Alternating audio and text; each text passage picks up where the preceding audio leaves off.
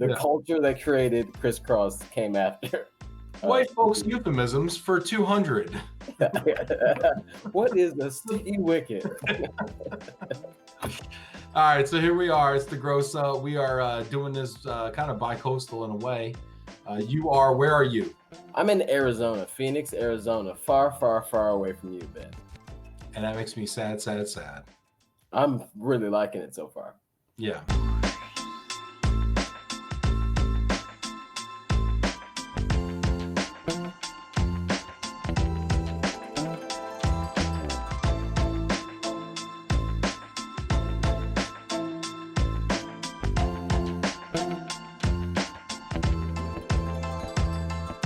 So Ben here, Tommy's there, and we are going to talk to you about stop thinking. I know you're about to do it. Stop. So you mean like when you say stop thinking? Stop. I like that you're like checking yourself out on the camera. Yeah, I'm like, how does it look now? How's it look now? Just a lot of feedback right now. I'm not used to having this kind of feedback. Right. So stop thinking is, I know what you're talking about, but you have to tell. See, there goes my lighting. You have to tell the folks what we're talking about. Your room is dark, other than a lighter that you're using. My lighting, yeah, like I'm holding a lighter, like I'm in there. Like, all right. So stop thinking. What do you mean? I mean, are we talking about? What do you mean? You say it first. All right. So where it comes from is I had this epiphany when I was trying to stop thinking this morning.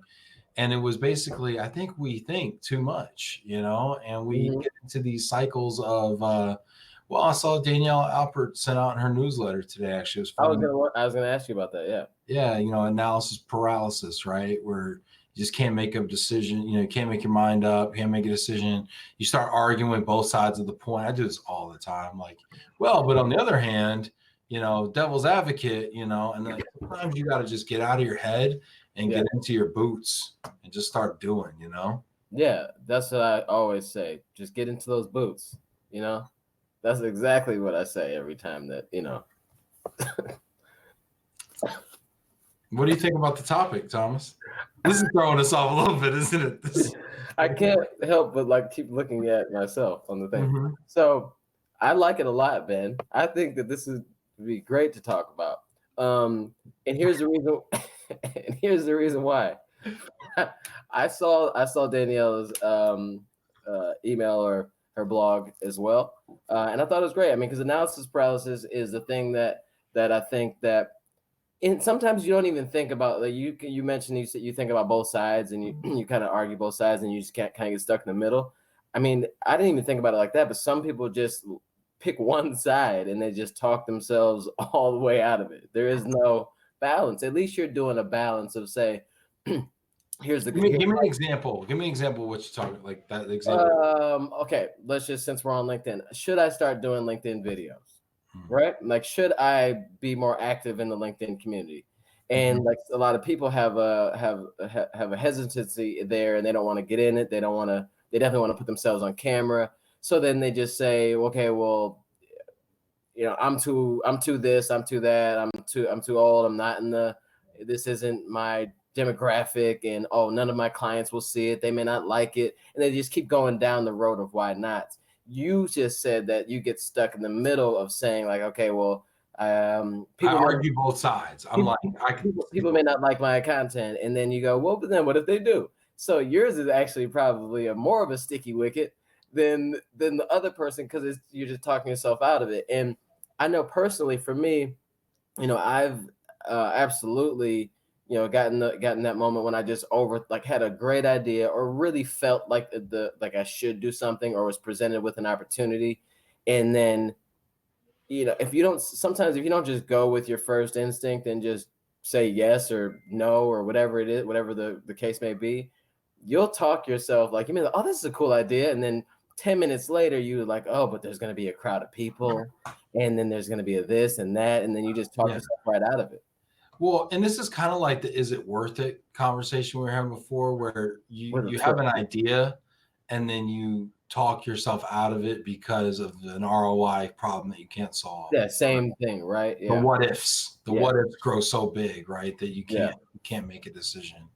And this year it's really been for me, go through the whole like setting goals and resolutions and things like that. And this year was the year you actually asked me what mine was going to be. And I was like, I'm going to stop talking and start doing, because I feel like I talk a lot. I talk a lot about what I want to accomplish, and I want to do these big, hairy goals, and things. And then I find myself talking so much about it that I almost, what I do sometimes? I talk so much about it and people are like, yeah, you should do that. Yeah, that's a great idea. That I almost get the satisfaction of having done it without ever having accomplished it. Yeah, I do my pat on the back, yeah, which is like the fuel, that I go off of. That's my words of affirmation. right. Like I never actually do it. Like, I got this great idea, and they're like, man, that's the best idea ever. You should do it, and you're so smart. And then you go, cool, good, done. Cool. Affirm. I've satisfied that, I've scratched that itch, on to the next one. Yeah, so I love the topic. I mean, because it happens to all of us, and I mean, I'm glad that you brought it up. I mean, because in your mind, I think sometimes you think that you're like, less talk, more do. You do talk a lot, and I think we all know that. But then it's not like you're not doing stuff. So as a friend, I'm saying you also do, and that's one thing I like about you. You are a doer as well. So just, there's a pat on your back. So now 2020, you don't have to do anything else. So I ain't got to do nothing now. Sweet. I've just told you that your whole New Year's resolution, you're already doing it. So you're good to go. Mission accomplished. But so I'll ask you a question, right? So what do you, so like you got this thing, right? Let's just do it all. You got this presentation. Somebody asked you, and say you've not even, this is before the LinkedIn thing, because now you've been on stage a few different times, right? And you've been, given opportunities to speak in front of crowds.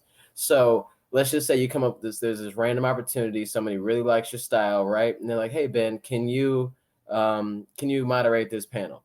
And by the way, it's for like ERC. It's going to be the main stage. We're hoping to have 1,500 people, 15 to 2,000 people in the crowd, right? And you've never done this. You don't even have a LinkedIn thing yet. You're just Ben Cross from 2 years ago. Just Ben Cross 2 years ago. Immediately your first response is, wow, that's a great opportunity, right? Is that the question? Yeah, like your first response is, that was a long lead up to, how do you feel about this? I'm giving you this. Yeah. That's a great opportunity. Okay, and so what's next? Like, how do you, because for sure you're gonna have these doubts, right? There's the whole weighing both sides. How do you work your way through it to get to where back to that original yes? How do you get back to that? Because that's my problem. I got the yes, I know what I need to be doing, but then how do you get back? So great question. And so I was also thinking about this morning also. So first, automatic yes. Yeah. Somebody asks you to do something, yes. The answer is yes. Yo, would you like this out? Yes. Well, I was going to ask you to clean the toilet. Yes. Like whatever it is, yes. Disgusting. Yes. Yes. Whatever you need. Yes. And then once you say yes to it, well, now I'm on the hook. Yeah. And now I don't want to let people down. Because when I make a commitment, that's my word. Word is bond, right? If I say I'm going to be somewhere on Saturday at 8:00, I'm going to be somewhere on Saturday at 8:00, and I'm going to make sure I honor those commitments because that's who I am, And even if it's a minor thing, I'm going to make sure it gets done, And so I commit to things, but when I commit to things easily, but once I commit to them, I take it very seriously. Mm-hmm. Does that make sense? It does. I mean, I don't agree, but hey, Mm-hmm. Some people make commitments willy-nilly, and then they treat said commitments willy-nilly. I enter into commitments, pretty easily, but then I hold myself accountable at the end. And I look for people in my life that would hold me accountable as well, because that's going to make me better. Some people don't value that. I don't know if I answered your question. It was kind of a roundabout. Yeah, I mean, I definitely feel shots fired, Ben. I will try my best to be there on Saturday. Okay, I'm working on it, bro. I'm working on it. No, but so okay, so yeah. So I said yes to this thing. Okay, now what? But then I think you jumped over where I was going, because number one, a good way to not have to deal with what we're talking about is by saying yes right away, Like right? split second, boom. Because you just because my question to you was it was like basically just like an idea that we have where no one's around, we're having those, oh, I got a great idea, should I do it? There is nobody to say yes to immediately, but then a lot of us will have the opportunity to say, oh, let me think about it, or sure. And then they allow themselves to be talked out of it, especially if they knew their first answer was yes. So number one, best way to not get stuck in analysis paralysis is to commit as soon as possible, like right away. Yeah. If you know it's something that you feel is going to be good for you. Well, I would even take the qualifier if you know it's something that would be good. I mean, like you almost have to make it a gut reaction thing. Yeah, that's what I'm saying. Second, yes or no. The gut reaction comes from knowing, do you want to jump off this building? The answer's not going to be yes. It's just going to be no, I'd rather not. But next one. You know what I'm saying? So most the things that we're talking about here that you should be doing, but you're not because of analysis paralysis. You in the very first time you heard it, thought it, whatever, you knew it was a good idea. You instinctively knew it was a good idea, but you've talked yourself out of it. You thought yourself out of it, and now so the first step of that would be to act immediately. But what I'm asking you though is, let's just say it's not a situation where it's an idea you had that no one else was around for, right? And you knew it was a great idea, but then you analysis paralysis yourself into not doing something, or you're starting to go down that road of talking yourself out of it. How do you circle back to that without, because the saying yes immediately is accountability, right? But if there's no way to be held accountable for I'm going to jump on LinkedIn this year. I'm going to dive first, head first. Next week, I'm going to post my first video. I think you got to snap that cycle, right? Because a lot of times this analysis game is a cycle where you just argue in circles with yourself. Should I do it? Oh, well, if I did this, but then if I did it, and you just go, and you got to snap yourself out of that shit. You just got to snap yourself out of it. Sometimes you got to slap yourself in the face, just like physically or emotionally or intellectually slap yourself in the face. You ever see those old movies where people are losing their mind? Guy grabs them by the lapels, slaps them across the face, right? Get a hold of yourself, man, Yeah, slap them. That's what you got to do. You got to grab yourself by the lapels and slap yourself across the face sometimes. So stop being like do you know Tom Bilyeu? Who's one of the co-founders of Quest nutrition bars, and then he has a show on YouTube where he talks to people about self-improvement and all that great stuff, right? And one of the things that he mentioned, it sounded almost like exactly like that. Whenever he feels, because he does a lot, like he has a lot going on in his life, right? And then the question was like, what do you do when you feel like you're getting overwhelmed, right? And his thing is, he says, like obviously nobody's immune to having that feeling of like you just got too much going on. But he says he thinks that he realizes it's coming, and then he stops himself, and then he says, F that, I've got this.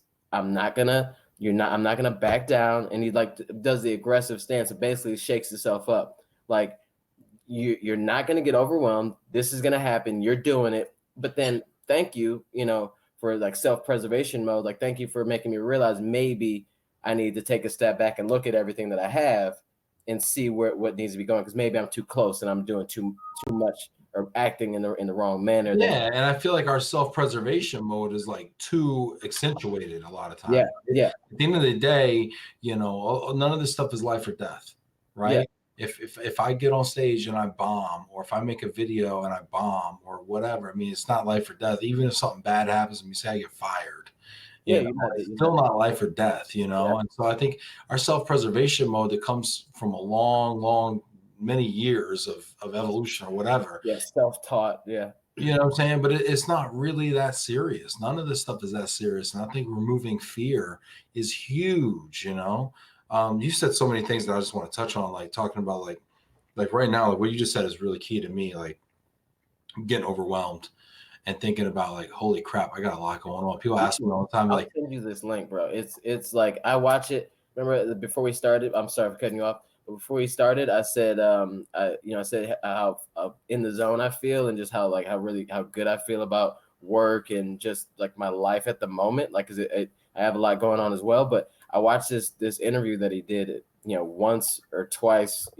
every other day or so, just because they're hitting all these key points of just how to stay moving, how to keep going, how to wake up every morning and decide that you are going to be an excellent at everything you do. Like, how can I be, the best at this thing?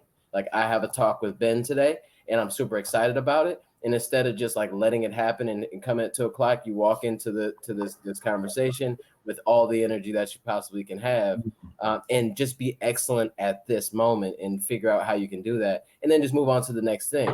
And then that to me takes away that whole, like, because sometimes if you're looking at like all the things that you have to do, and that they're like looming over your head, you're never fully in that one moment on this call. Like, you're always thinking about it. Like, you feel like you got to get off this phone call really quick because you got to go to the next thing. But Oh my God, all the time. yeah, if you time it right, I mean, obviously you need to be very cognizant, like the fact that you only have a certain amount of hours in the day.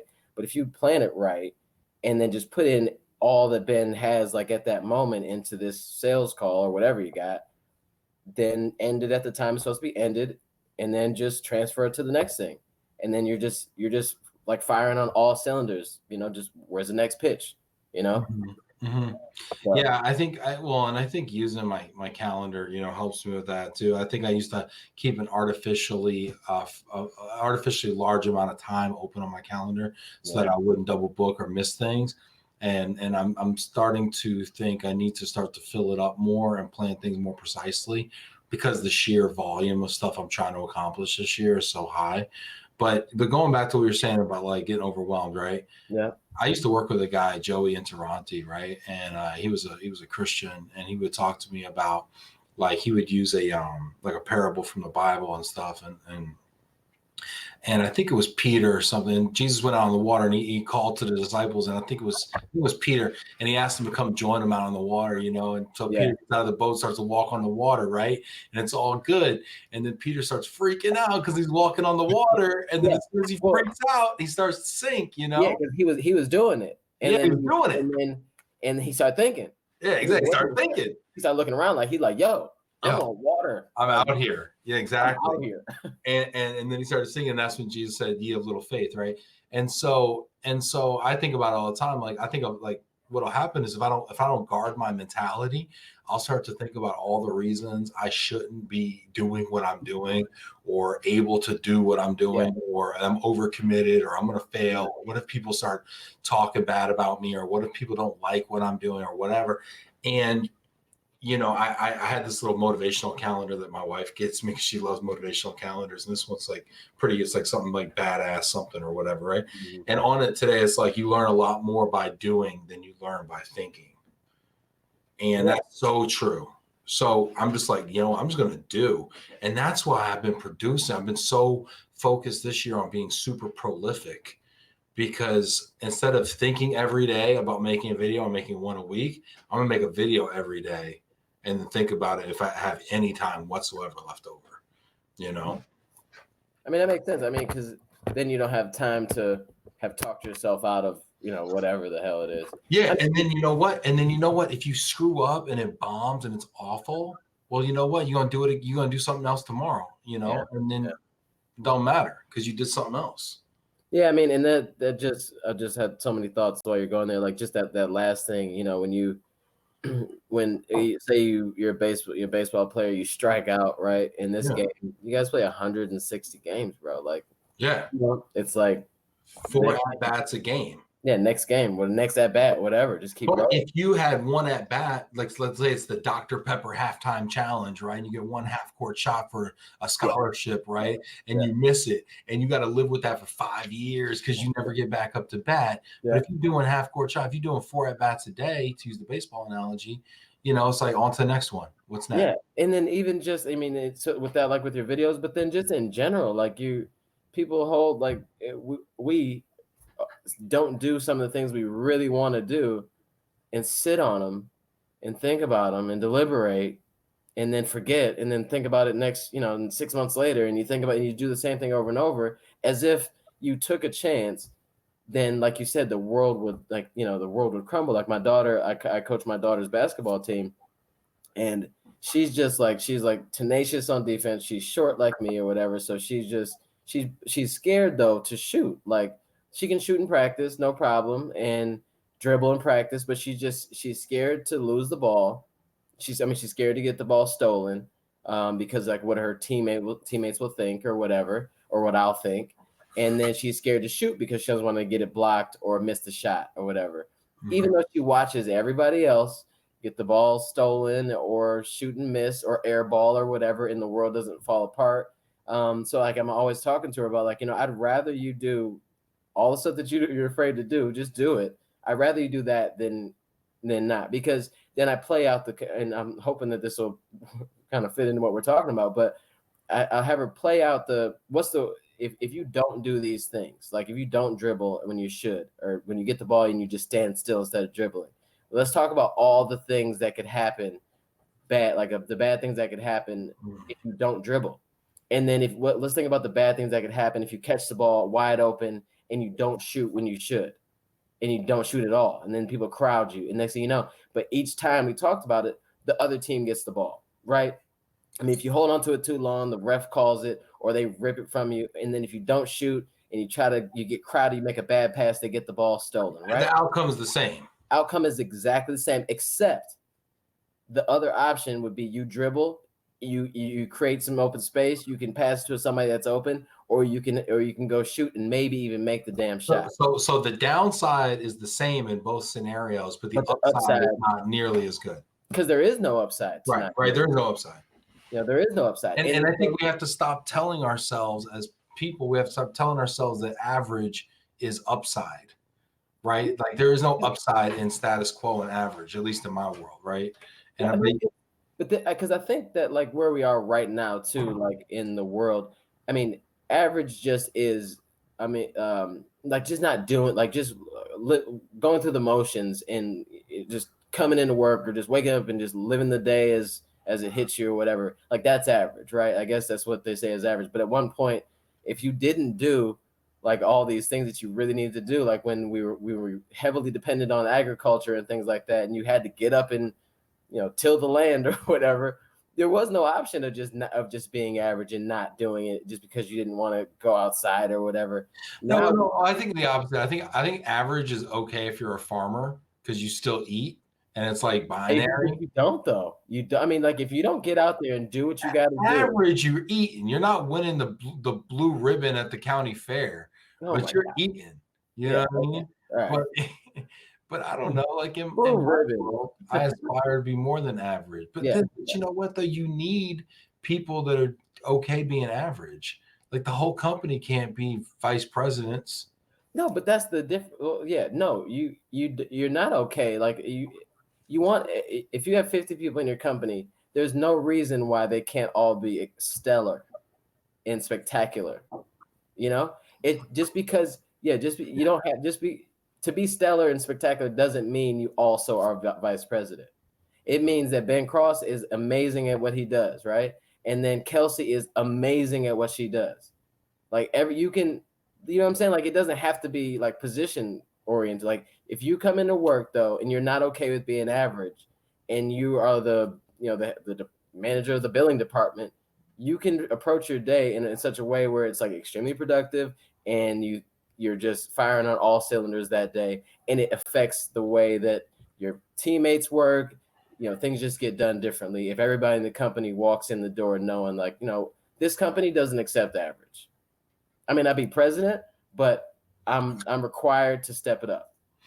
I think this conversation is the perfect example of what happens when you overthink things, because I feel like here we are and we just went on like a 10-minute diatribe about being average, and we didn't accomplish anything. All right, back. We just overthought. Analysis paralysis. Now so this way we took the overthinking in a positive direction, and we thought about all the reasons why you should. So, but your way of getting people out of that moment when they've overthought it into the ditch, like they're going the wrong way, they're not going to do it anymore, or starting to think about, like, I shouldn't do this.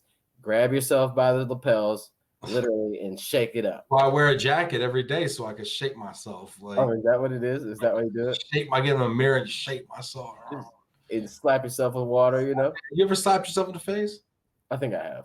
Yeah, of course. Like I you mean, got, like, but it was. I didn't really needed it though, you know? yeah.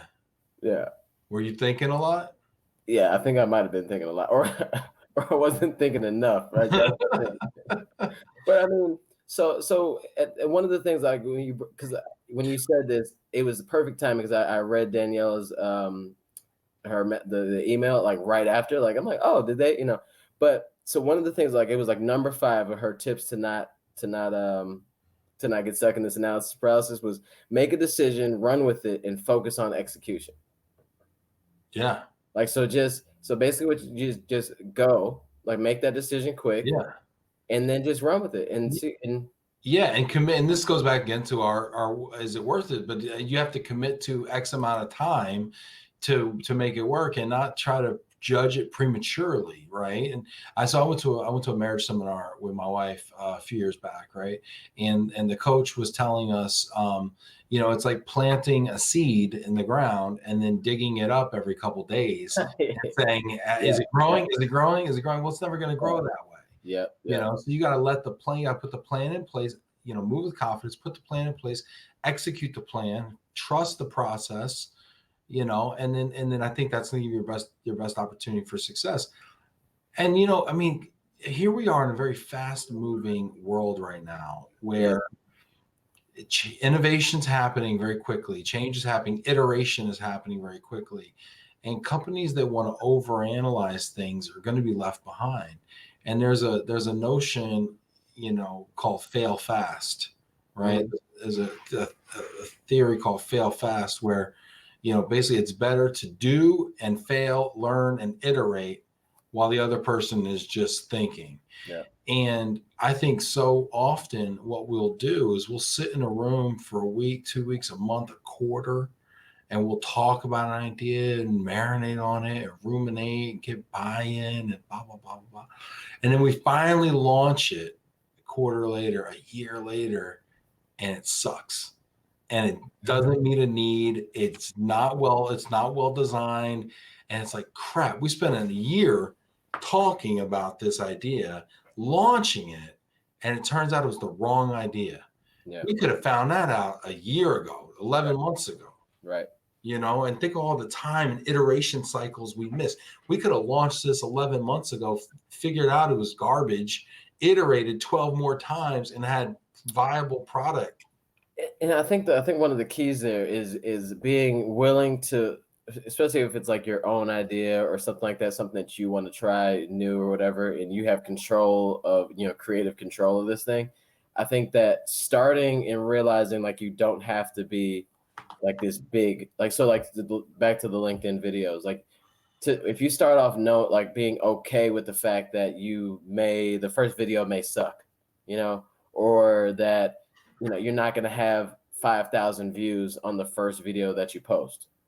If you're okay with starting and getting some good content, and then learning and iterating as you go to make a better product, then that's the way to go. I mean, because that's the problem. I think that, like, for me, when I want to start something, it's like, but I don't know, because it won't be, because I want to make it. People want to make things as big and grand as possible, right? And they want it to be the perfect thing. Yeah. Like you said, they spend 2-3 quarters a year making this the perfect thing, when they could have just started it, and had it been maybe 25-30% of what they thought it was going to be at the That's end of the year. us. That's us, dude. That's us right now. Like, we're over here making these videos that I swear to God, we're gonna look back on a year from now or 10 years from now and be like, this is the jankiest Yeah. hot garbage I And ever seen in my entire life. I mean, look at our first video. I mean, our first grossing, Yeah. and that was we're only at 17, 18, and just so like, we're like 18, 20 weeks later, and it looks totally different. And I think the content's a little bit better now, but I mean, you just have to go with it. Debatable. And we're debatable, and we're only 18 in, and I mean, just imagine when you get to like 100 and you really have some different type of production behind it. You just have to be willing to grow, and like you said, fail fast. But then that doesn't mean back to the whole like ROI thing and is it worth it? Is fail fast but fail often. You know, like Well, and just because you continue, failed doesn't mean it's a bad idea, yeah, right? just It's just like, okay, continue. let's take away a little bit of perspective from that. Let's take the Yeah, learning like away the from it. goal is to score. Just because you missed the one shot doesn't mean that shooting is a bad idea. And it doesn't mean scoring is impossible. You Yeah, just missed. It's an yeah, execution just problem. get that rebound. Keep it going. You know. Yeah. Yeah, I mean, and that's the reason I brought my daughter thing. I mean, because just working with her through this is actually helping me um, kind of place some of the things I'm telling her. Because you know, as parents, we always talk about all this stuff that they should do, but then we Mhm. don't do it. You know. Oh my God. Um, That's so funny you say that. I want to talk about that for 1 second, right? So it's so funny as parents. We spend so much time telling our kids what to do, and all they do is watch what we do yeah, and do that. So if we want our kids to be better, we need to be better. If we want our kids to have more discipline, we need to have more discipline. If we want our kids to share and be polite, say please and thank you, we need to share, be polite, say please and thank you. If we want our kids to talk to strangers at the grocery store, then how come we don't talk to nobody at the grocery store?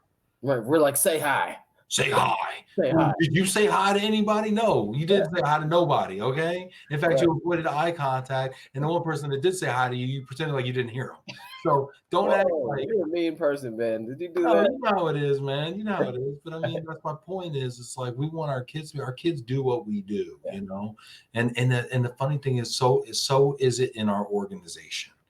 Right. So as leaders in our organization, it's like it's so much easier to lead than we think it is. We think we need to craft some carefully worded memo and tell people about something and write a new handbook and XYZ and get people to yeah, sign a code of conduct policy. The truth is, if we conduct ourselves with integrity, with morally, ethically, and with kindness and compassion, yeah, our organization's going to do the same thing. yeah, Like our kids are going to be the same way. So like, with me, I'm always like, okay, what kind of husband am I being? Because that's what kind of father I'm going to be, which is what kind of kids my kids are going to be, right? And I fail miserably and often. Talk about failing often and iterating daily, But it's like I'm always thinking about that in the forefront of my mind. I apologized to my wife today about something, but it's like, I think about that all the time. I want my kids to be better than me, and so like how do I raise that goal for myself, so yeah. I think that's huge, man.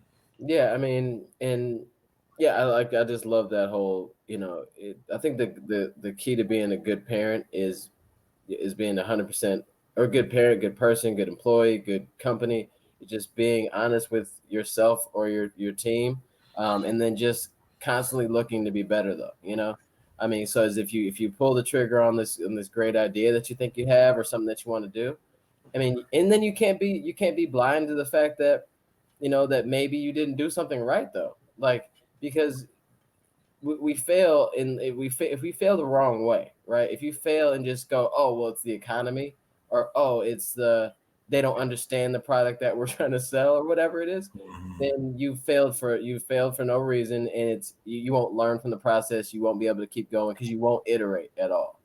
You know, because I think that's the key, like to this whole. I'm scared to make a decision because I don't want to fail. You know, Mm. that's just it is what it is, right? Well, and that fear of failure is right at the root of this whole analysis paralysis, right? Is I'm thinking, I'm overthinking it because I'm so afraid to make the wrong decision. But Yeah, we have to also understand that 90% of the time, the decisions can be remade, yeah, and we can admit we were wrong and just change it and figure it out, yeah. So, um, And do you think I mean, so do you think as a person or as a company, the more that you step out there and skip right over and just say yes or just do, make the decision, run with it. Do you think that that's like practice? Does that bone or does that muscle get stronger? Is that a thing where um as you're going through that type of life and you're just moving through and making decisions and going, do you think that becomes easier? yeah, yeah. Well, it's definitely a habit, right? Saying yes becomes a habit, right? Just like saying no becomes a habit. Mm, And just like lying becomes a habit, right? Yeah. It's like, so I think, yeah, saying the quick yes and overcome. And what's funny about it is when it becomes a visceral reaction, saying yes becomes a visceral reaction, it never gets a chance to go up here where it gets all messed up. It's like just yes, yes, like it stops here, just yes, and it never goes up here, right? And so, and I've found that yeses, like honesty, are quick, and no's, like lies, are slow. Yeah. So there's slow no's. And when people can't tell you the answer to something quickly and succinctly, they're probably bullshitting you. And that's when they're lying. And when people say yes quickly, I'll be like, okay, you're telling me the truth or whatever. If people say, oh, gosh, maybe, whatever, or if they say, let me think about it or whatever. If somebody says, let me think about it, I know that's a slow no. So why don't you just tell me no? Like you said, let me think about it. Because nobody ever says, let me think about it, and then comes back to you a week later and says, hey, remember that thing you asked me about? I thought about it. I decided, yes, I'm going to do that. Well, I mean, it could. Let me think of a way to tell you no. That's what it really is. Let me think about it. Yeah, like they don't want to be all in your face, Yeah, but don't be no behind my back if you ain't gonna be no in my face. I mean, just tell me no. Right. If that's the decision, is to no. Tell me no, and then go through the grueling and brutal, repetitive me trying to convince you otherwise until I get tired or something else pops up on my calendar for the next hour. And then just take your lumps, Speaking of calendar, you better hope I got something next because I'm about to hound you all day long. Exactly. You better hope I got something to do today. Oh man.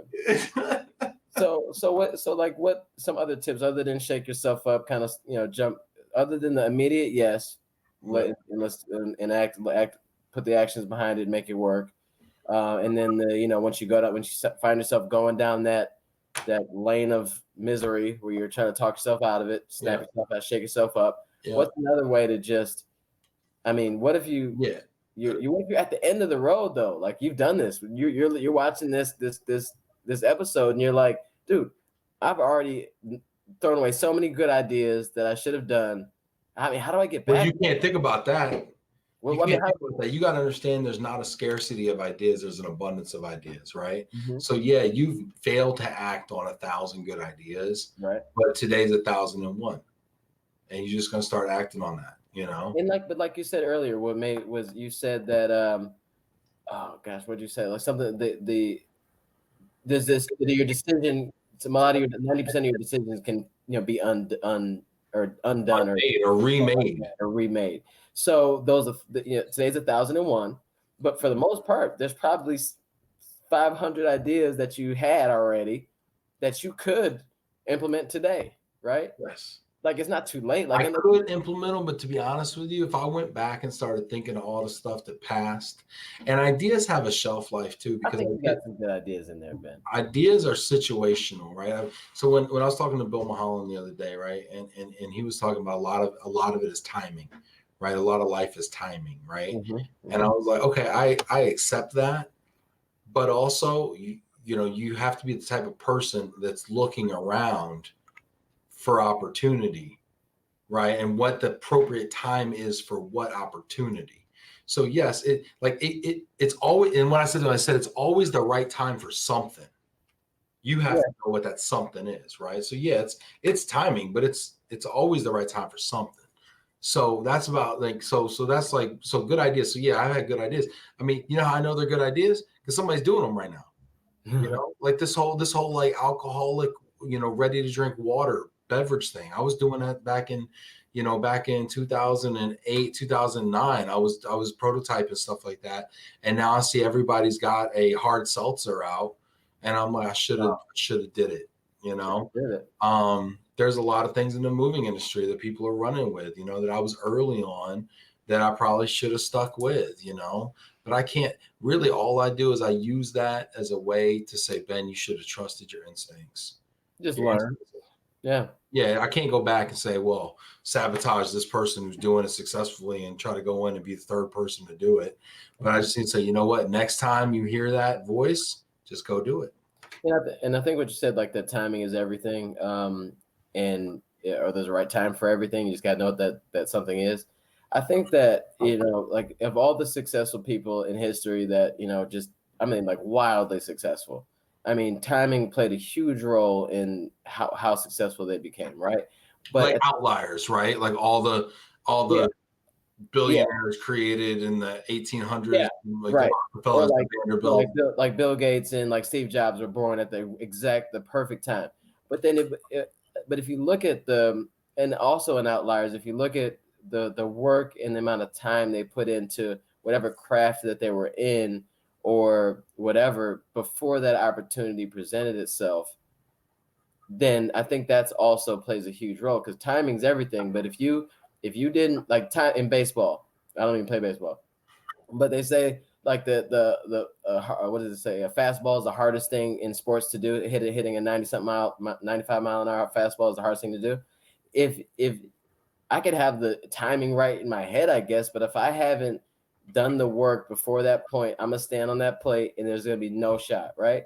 I Well, yeah, could you could have the timing right, but when you connect, you don't have the muscle maybe to to do drive that anything with it. ball, Right. Yeah. So whatever, right? I think that like if we're out there, you're out there and you know what direction you want to go and you just say like you want to be a public speaker or whatever, and you know that you're good with people and you talk and you speak well to them or whatever, and people love your personality, but you're not looking into taking classes for speech not speech therapy, but taking classes to get better at that and exercising that part of your mind and that part of your personality. Then when that opportunity comes, they say, "Hey, you're great. Can you get up there and speak?" You're like, "Sure, yeah." I did everything that Ben said. I said yes right away. I'm gonna back it up, and I get on stage though, and I bomb because I didn't. All of a sudden, now last minute, I'm trying to put together something that I should have been building on. Well, but that's also so yes, Yeah, and that's yeah, where preparation meets opportunity, right? So the yeah, definition of success is preparation meets opportunity. It can't just be opportunity. yeah. You have to be Exactly. Yeah, prepared, right? And yeah. so many people don't prepare until they see the opportunity, but the Mhm. problem is it's too late, Yeah, right? And yeah, so like you and I are doing this gross up thing, right? And we've been doing this now for like you said, 18 episodes, right? Which is nice little rhythm. Did you know the average podcast dies before 7? Most podcasts die before 7 episodes. So here we are, in old age, podcast old age. yeah. We are almost over the hill, bro. Yeah. And so, but the point is, I think what's interesting is I think I'll talk about myself. I want to make this the greatest thing ever. Hmm. But the truth of the matter is, this is really just practice for something else. Yeah, And then because that thing is practice for something else. And yeah, then that thing is practice for something else. So, as great as it's going to be, this is not going to be the greatest thing that we do in our life. This right. is just practice for the next greatest thing we do, Yeah, 100%. which is why I'm okay when it sucks because I'm like, it's Yeah, just and I feel like and if you said like say that this is what if so like let's say this the girl stuff takes off like wildfire and it like just Bad Boys 1. yeah, and then it goes all the way into like Bad Boys 3, right? And then we're So really like old, still bad doing bad boys for life, right? And so like let's just say that this takes off like crazy. So that with that and that with that example, we were doing our own videos for a year and a half or yes. two probably Yes. And before those were practice for this. before we even got to this point, to this part. I mean, because not only did we have to figure out that we're comfortable on camera and whatever, or that people even like to see our face on camera, but then you also have to build up the network or the people that would even scroll to see all of a sudden they see my face or Ben's face and they go, oh, let me go back, because we've created that part, that notoriety to have it be seen. And without that, we could have started the gross up. It could have took off like wildfire then too, but we have no idea though. Like so Well, why? and what's funny is if people might have done 7 episodes of it, but because they didn't have the network engagement, they would give up because nobody was feeling it. Yeah. So it was kind of like you're right. Yeah, the timing of it after we Or and then we've both of us have probably equally put out videos that just didn't hit, like our own videos that just didn't hit. We like this is it, and then you put it out there and it's like 150 views, and you're like, yo, what are y'all doing to me, right? Then if we didn't realize and feel that and keep going past that in our own things, but then we would not have been able to sit together and go through that and have those moments where we think this episode is it, and then Yeah. it's not the one. Well, and what's funny is I think we're both at a point where, like, if we put this out and it bricks, we're like, all All right, we'll do it again next week. All right. right. So Okay. and that goes back to that whole, like, if you strike out once and it's the only time you try, it's a big deal. But if you strike out once and I love that. I love that. I you love know that. what I'm saying, and you still went 3 for 4 that day, you're having an amazing day, Yeah. So, like, yeah, that's why you just got to get reps in. That's the other thing, like, people, and that's the other thing that overthinking it will stop you from doing is Right. getting reps. And you have to just get so mad reps. And, like, that's one of the things that I think made me, like, I'll talk about sales, right? That made me such a good salesperson is because I started in a call center. Yeah. And that is mad. Yeah. You get fried every day, right? That's mad reps. You're doing 30 pitches a day. Man. 37-minute pitches a day, where the best case scenario at the end is, MasterCard or Visa. And you're taking that credit card at the end of the thing. They're coming on looking for, like, a move, and you basically feature benefit, bridge to the sale, three closes, and then you're getting a credit card method of payment at the end, right in the order. And you're doing that 30 calls a day for, it took me 6 months to get promoted out of that. But in that 6 months, I was doing, like, a lot of work.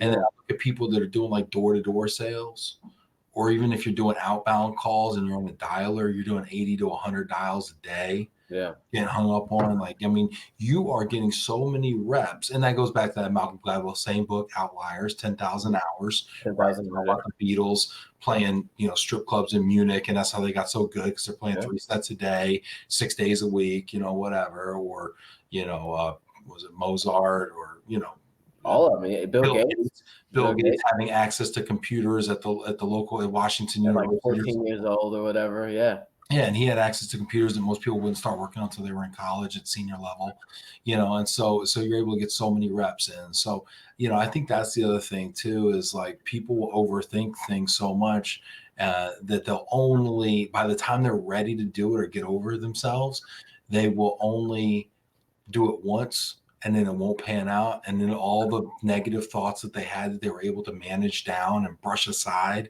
to get to the point where they were ready to do it, all come flooding right back in. It's like, I told you so, you're dumb, you're stupid, nobody likes you. Or you should have done. Yeah.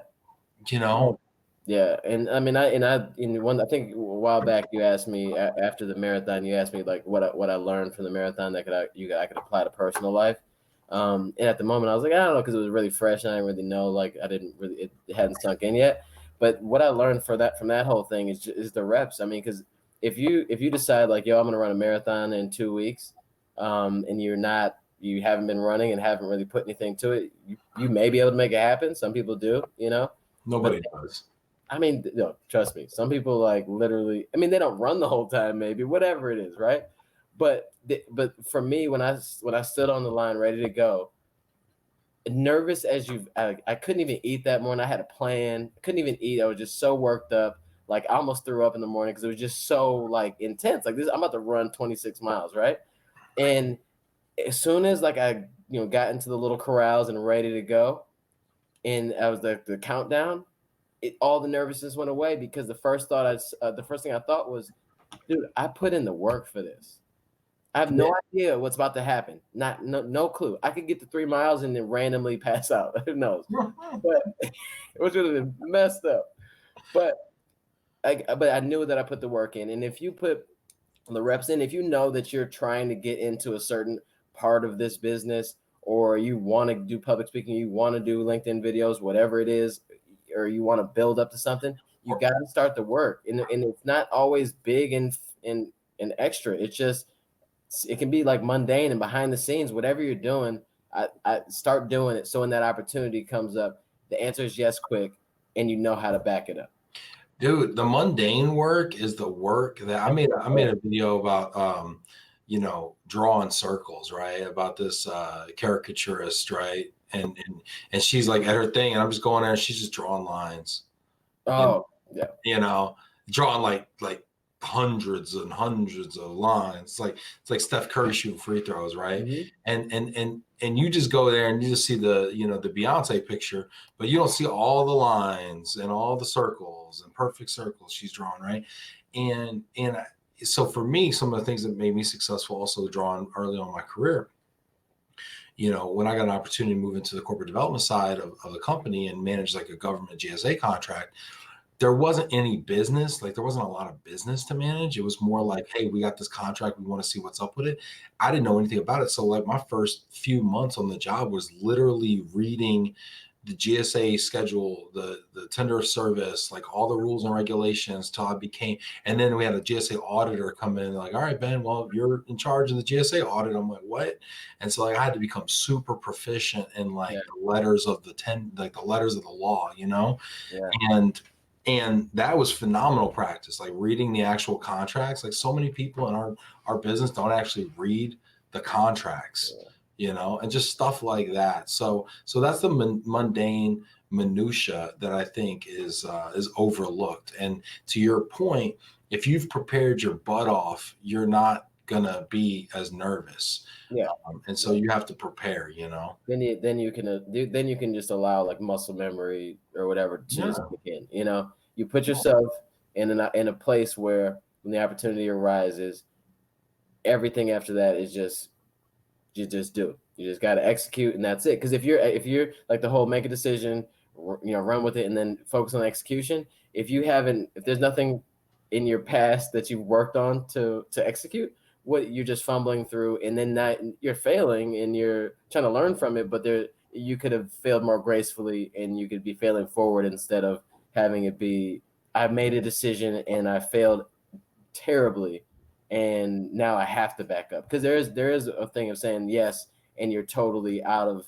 I mean, I feel like that you could say yes to something that you know for sure you were trying to get to come into your life, but you didn't do anything to get prepared for it because maybe you didn't think it was really going to happen, and then it gets there and you're so unprepared and it's glaring and you should have done some work for it. Yeah, but like, what do you do in that? Like, but then what do you do in that situation, right? Like, do I you? mean, what I'm saying is like I think the goal is to not be in that situation. I mean, because Yeah, but if you're too afraid to be in that situation, you're never going to actually take the yeah, leap. yeah, yeah, And so I think that's the thing. It's like, hey, that shit happens. I yeah, mean, has that happened to you before? yeah. I mean, not yeah, but not like yeah, It's happened to me many times, yeah, and that's why I prepare the way I do. yeah. You should yeah. I mean, but I guess that's where I was going. Like, if you can avoid like the goal, it would be to don't sit on your ass making as a company. So we ship cars or whatever. So if all we're trying to do is just get that BGRS business, right? And that's all I'm doing, and that's all the company's thinking about. But we're not like building the infrastructure to be able to handle the work and blah blah blah. And we're not doing anything to help that. The day we get the contract and they flood us with cars, next thing you know, then we got service failures everywhere because we're learning on the go. When you could have been, as you're trying to go for this goal or as you're trying to start this thing, you could also simultaneously doing the mundane things like you're talking about and being ready. Because like you reading that contract, I'm sure that helped you in the moment when somebody asked you a random question and you were like, you're on it. You had it going, and you knew your stuff. But if you were just only concentrated on getting that business, just getting the business and just like that one win, you weren't thinking about the things that you need to do to be able to be ready for that moment, then I just think that if you can not do that, then that's the way to go. Like if you can prepare like you do now, do the mundane things and keep that process rolling, because it can't just be about the one thing. It has to be about the whole process. You have to be able to execute. I don't think you can circumvent like the bumps and bruises along the way. Like I feel like you have to experience those to a large extent in Yeah. order for it to really sink in. Like, it's like how do you how do you circumvent the massive amount of training you did for a marathon? Like a marathoner could tell you, hey Thomas, at mile 5 this is going to happen, at mile 10 this is going to happen, at mile 20 this is going to happen, mile 23 your nipple's going to fall off. He could tell you all that, but unless you actually did it, like Yeah, you yeah, can't be ready You couldn't Yeah. possibly. I don't know. I mean, not that I've ever run that far, but Yeah. I think you got to go through it, and that's going back to like stop thinking, start doing, get out of your head. Nothing good happens in your head. No. There's nothing good happens. Nothing good happens until you open your mouth, write it down, act on it. Nothing good happens in your head. And I guess where I was going with that, like that thing that the marathon or that idea or whatever, you do all that stuff that you just said, but also accept, that's what I'm saying, is that it may not go like there will be bumps and bruises, but all you can do is just do the work to be ready for it and to learn from it. Because bumps and bruises are one thing. I mean, can be one thing, but if you're, yeah, it could be, it could be worse. If you're prepared, you're still going to get bumps and bruises. If you get chosen, hey Ben, can you be a keynote speaker for this event? You've put in a ton of work to speaking to people and to doing panels and to doing Ignite sessions and doing this podcast and doing your own thing, right? So you may get on that stage as your first keynote and be some bumps and bruises. It may not be exactly like you want it to be, like the whole hour, right? Like it's just not going to be the best that you had. It terrifies me. Right. So that it's the little things are going to happen, but you have to be okay in the moment on the stage to know that something may happen that wasn't planned. It's not going to go as smoothly as it did in the mirror, but you're not going to run off the stage and, or like faint or die. You might more like faint or pass out. Yeah, for sure. But the point that what I was saying is like, so you just have to do as much work as possible behind the scenes, all the mundane crap and the silly stuff of practicing in the mirror or practicing in front of your kids or whatever, to get up there and also be ready for like, okay, we're all human, things will happen, and I'm just going to learn from it. So next keynote is just going to be even doper. You know what I'm saying? Well, and what's funny, you talk about practicing and stuff, like going back to like that sales job that I had back in the day when I started a call center. So me and my current wife, previous girlfriend, she's my girlfriend at the time, current wife, my only wife, my wife. the current thing was Miss Cross number 2. Miss Cross number 7. Great. Honey, you're the only one for me. No, but no, she was in my training class with me. So we went through training together. So we would like literally go home and we would role play the objections and rebuttals and like the features and the benefits, and we would quiz each other on it, Yeah. And so because we were trying to just find those reps, Yeah. And I think those reps are so key, and people don't do stuff like that because they think it's dumb or they think they're above it. Like they're above reading the contracts, or they're above, learning the systems, or they're above, role playing because it sounds stupid. Let's talk it, because I'm in sales too, and I just knew, like, I know my business, I know what we do. I mean, I know what people say we do better than others, all that. So I'm like, hey, especially in the beginning of like these sales calls out on the road, you're just like, yeah, I got my paper, I got my stats or whatever, right? I'm good, take a little pen and a paper and act like I'm writing some stuff down. I'm good, right?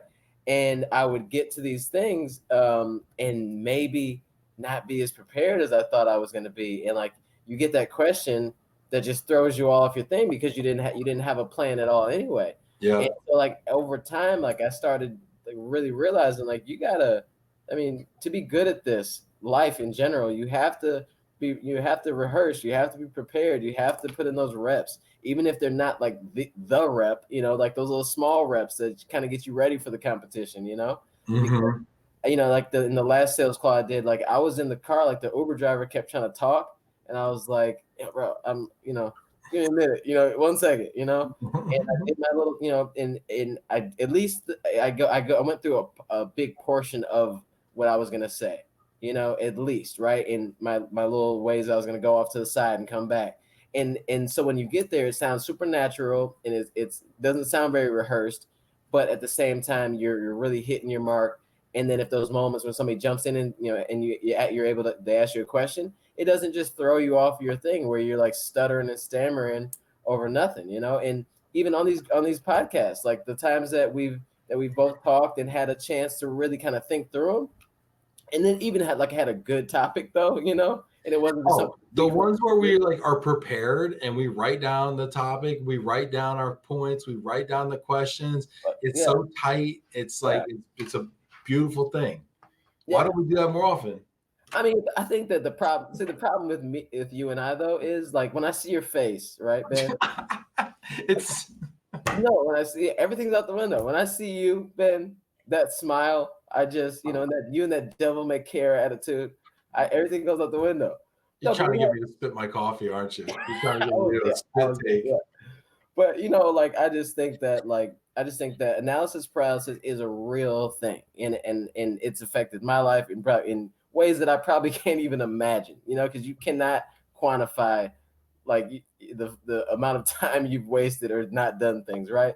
But you can't look back on that, because if you do, then you'll just continue to do the same thing you're doing. But I think that if we can figure out a way as a society, right, as a LinkedIn community, to attack those ideas, especially if in what I said that, but you're like, no, how do you know? Just say yes. But if you know for sure that there's an opportunity or things coming your way that you've been waiting for, right, and you've been building yourself up for, why would you even consider saying no? Like because all of a sudden you start thinking, oh, because there's too many people. What if I mess up? What if I this? What if I that? What if I that? Then you talk yourself out of something that you've been working for 10 years at this company to be given this opportunity, or you've been going to ERC for 12 years, and they say you want to speak, and you say no because of what? Well, but there's a lot of people that have to ask permission.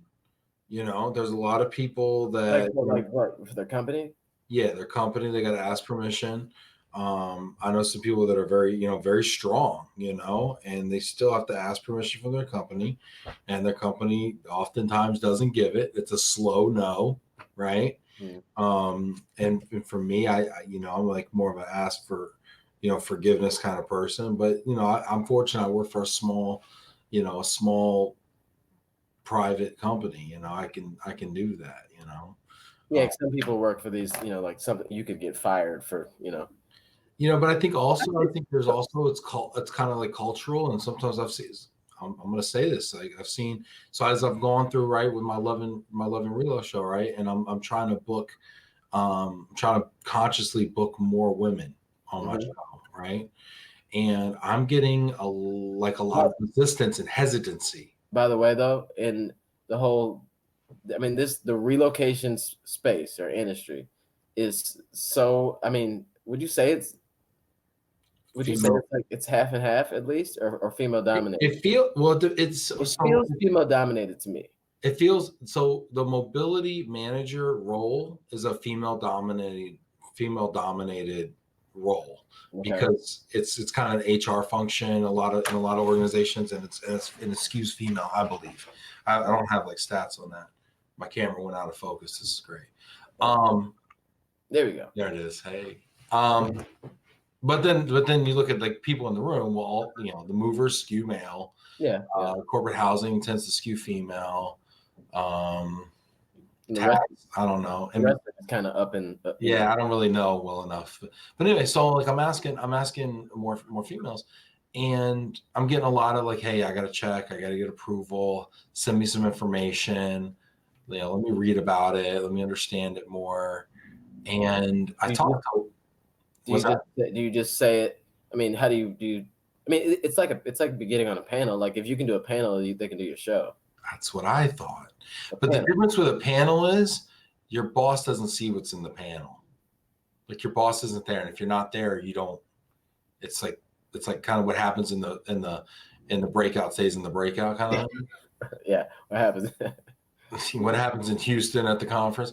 But no, but then I asked someone whom I respect. She's a very powerful, prominent figure in relocation. She owns a company, and I said, would you be on? She's like, hell no, absolutely not, no way, no how, whatever. And I'm like, what are you talking about? Like, she's like, I was like, you ain't gonna get fired. Like, what are you talking about? And she's like, you don't understand what us women go through as far as the negative feedback and the criticism, and not only internal, but like there's internal, like is my hair done? Is my makeup right? Whatever. But then there's external, where like other women hate on them, supposedly. Really? I don't know. Yeah, and so there's a lot of stuff that I wasn't necessarily aware of, right? So not only did I have to get over my own blind spot and start actively focusing on including people that maybe I just didn't default to, I also have to be sensitive to other factors at play that I wasn't aware of. Yeah. And so it's been kind of a journey for me this past week working through this stuff. But so I say, like, just say yes, automatically. But I also have to realize, like, is that because gender norms dictate that I'm allowed to do that? Is that, my white privilege allows me to walk through this world with a devil may care attitude, knowing that I got to get out of jail free card on my face? I'll do it. Yeah, sure. You know what I'm saying? Yeah. I did not know I couldn't do that. I didn't know I couldn't do that. Exactly. You know what I mean? You get called in HR, like, I did not know I couldn't do that.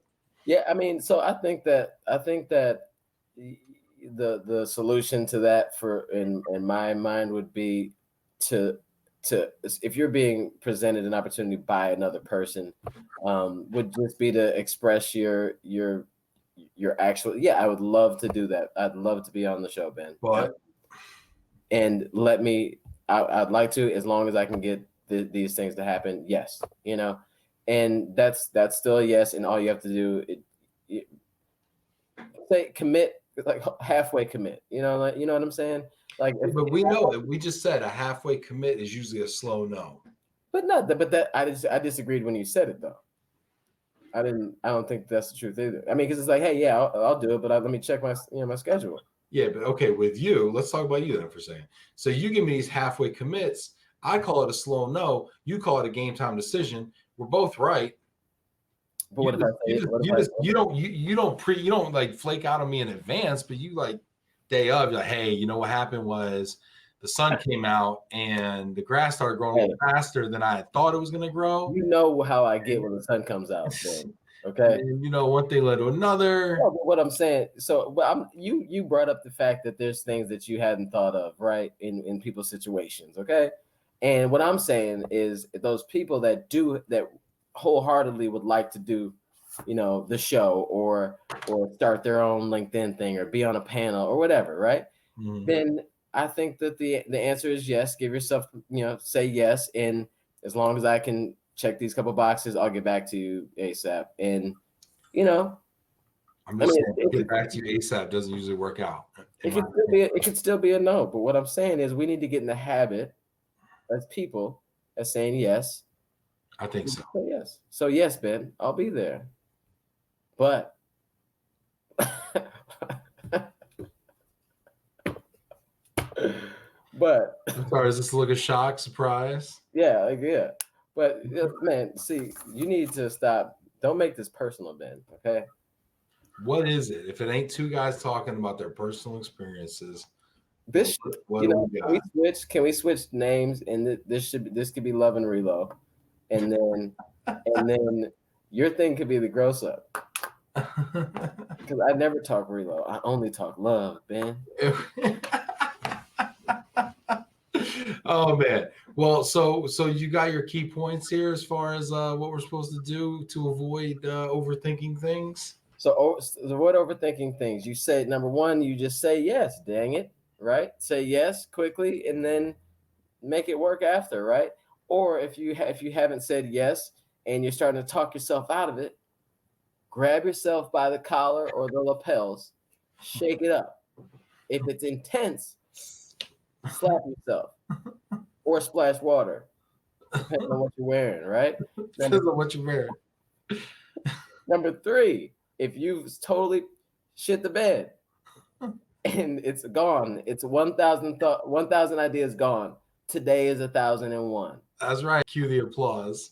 Oh, sorry, that's supposed to be on the side. Yeah. There you go. Awesome. Well, this is good stuff, man. This is good stuff. I love you, and I love Reload. Love you too, man. and that's it. I don't know how to close this because it's. You want me to hit the button? No, don't hit the.